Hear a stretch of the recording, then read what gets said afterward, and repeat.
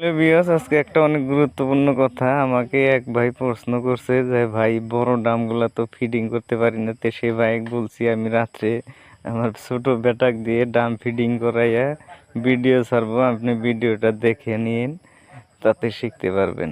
তে সবাই ড্রাম লাগানো যদি সঠিক হয় আমার এই ছোট বেটাটার, তে সবাই একটা করে কমেন্ট করবেন, আর পারলে ভিডিওটা বেশি বেশি শেয়ার করে দিবেন যেন অন্য খামারি ভাই বোনেরা দেখতে পারে।